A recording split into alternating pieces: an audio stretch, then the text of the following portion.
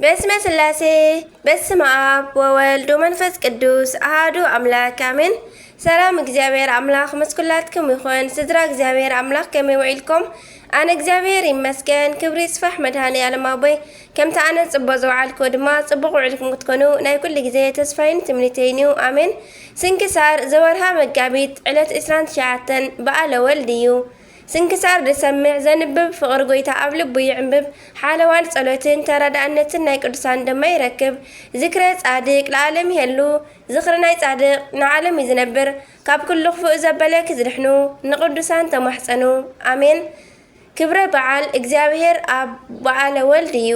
ጥንተ በዓለ ልደቱ ጥንተ በዓለ ትንሳኤኡ ኣዝዩ ክቡርን ድርብን በዓል እዩ። በዚ ዕለት እዚ ጎይታናን መድሃኒናን ኢየሱስ ክርስቶስ ካብ ሙታን ዝተንስኣሉ ዕለት እውን እዩ።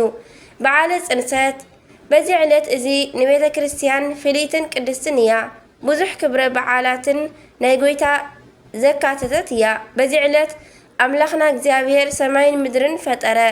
ብቅዱስ ገብርኤል እውን ብስራት ብቅድስት ድንግል ማርያም ማፀን ኣሓደረ ተጸነሰ። እዚ በዓል ትስብእት ይበሃል። ኣምላኽ ሰብ ከዓ ኣምላኽ ዝኾነሉ መዓልቲ እዩ። ናይ ክቡር በዓል ቤት መድሃኒ ዓለም ኢየሱስ ክርስቶስ ንሞት ስዒሩ ዝተንስኣሉ ዕለት እውን እዩ።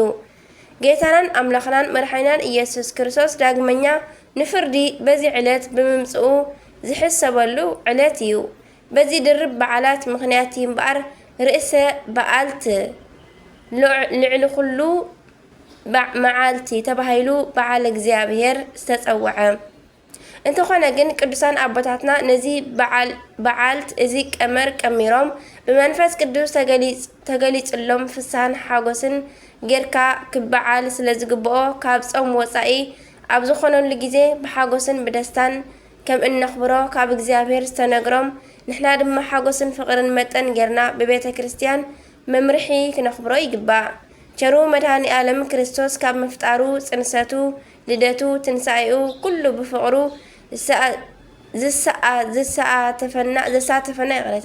ዘሳተፈና ክብርን ምስጋናን ውዳሴን ኣምልኾን ንዘለዓለም ንዑ ይኹኖ። እንኳዕ ናብዚ ዕጽፍን ድርብን ዝኾነ በዓል ድማ ብሰላም ኣብጽሐና ኣሜን። ዝተባረኸን ዝተቀደሰን ኣውደ ዓመት መዓልቲ ይግበረልና። ከምዚ ንዓመታ ኣብ ሃገርና ምስ ቤተሰብናን እንስሕቀሉ እንቅደሰሉን ግዜ ይግበረልና ኣሜን። እንሆ ብደመና ይመጽእ ኣሎ ኩለና ዒንቲ እቶም ዝወግእዎን ከዓ ክርእይዎ እዮም። ብዘለዉ ዓሌታት ምድሪ እውን ክወኽይሉን እዮም እወ ኣሜን። ኣልፋን ኦሜጋን ኣነ እየ ይብል እቲ ዘሎን ዝነበረን ዝመጽእን ኩሉ ዝኽእልን እግዚአብሔር ኣምላኽ ኣነ እየ ይብል ኣሜን። መጋቢት 29 እንኳዕ ናብ ናይ ጎይታናን ኣምላኽናን መድሓኒናን ኢየሱስ ክርስቶስ ዓመታዊ ናይ ጽንሰት በዓል ብሰላም ኣብጽሐና ኣብጽሐኩም ኣሜን።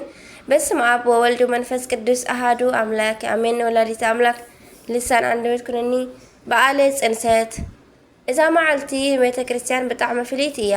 በዚ ዕለት ኣምላኽና እግዚአብሔር ሰማይን ምድርን ፈጠረ። ብናይ ቅዱስ ገብርኤል ብስራት ኣብ ናይ ድንግል ማርያም ማህፀን ሓደረ። እዚ በዓለ ትስብእት ይበሃል። ኣምላኽ ሰብ ዝኾነ ሰብ ከዓ ኣምላኽ ዝኾነሉ መዓልቲ እዩ። ናይ ክብሪ በዓል ቤት መድሃኒ ዓለም ክርስቶስ ንሞት ስዒሩ ተንስአ። ጎይታና ዳግም ንፍርዲ በዚ ዕለት ክመጽእ እዩ። በዓለ ምሕረት እግዚአብሔር ብምሕረቱ ይጠምተና ኣሜን። ከምኡውን በዛ ዕለት ሐዋርያ ቅዱስ ጳውሎስ እልዋሪቆን ኣተወ። እዛ ሃገር ናብ ምድርና መጨረሽታ እያ። ድሕሪኡ ሰብን ሃገርን የለን። ከም ናይ ቅዱስ ጳውሎስ ወንጌል ዝሰበኸ ሐዋርያ የለን። በረኸት እውን ይሕደረና ኣሜን። ምሕረትን ቸርነትን ናይ ጎይታናን ኣምላኽናን መድሓኒናን ኢየሱስ ክርስቶስ ከምኡውን ናይ ቅዱሳን ተራዳእነት ምስኩላትና ይኹን ኣሜን።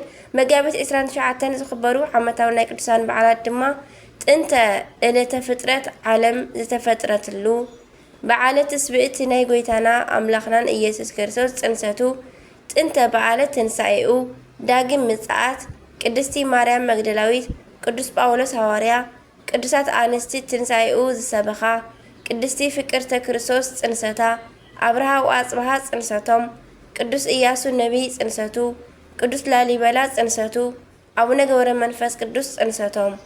ወርሓዊ በዓላት ድማ ናይ ፈጣሪናን ጎይታናን ኣምላኽናን ኢየሱስ ክርስቶስ በዓለ ልደት፣ ቅድስቲ አርሴማ ድንግል፣ ቅዱስ ጴጥሮስ ተፍጻሜተ ሰማዕት፣ ቅዱስ ማርቆስ ዘተርማቅ፣ ቅዱስ ዘርአ ክርስቶስ ጻድቅን ሰማዕትን በረከቶም ይሕደረና ጸሎቶም ይርድአና አሜን። ስንክሳር ድሰምዕ ዘንብብ ፍቅሪ ጎይታ ኣብ ልቡ ይሕብብ ሓለዋን ጸሎትን ናይ ቅዱሳን ድማ ይረክብ።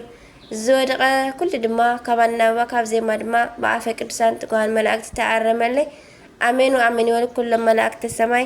አቡነ ዘበሰማያት ይትቀደስ ስምከ ትምጻእ መንግስትከ ወይኩን ፈቃድከ በከመ በሰማይ ከማሁ በምድር ሲሳየነ ዘለለ ዕለትነ ሀበነ ዮም ህድግ ለነ አበሳነ ወጌጋየነ ከመ ንሕነኒ ንህድግ ለዘአበሰ ለነ ኢታብአነ እግዚኦ ውስተ መንሱት አላ አድኅነነ ወባልሐነ ኩሉ እኩይ እስመ ዚአከ ይእቲ መንግስት ኃይል ወስብሐት ለዓለመ ዓለም አሜን።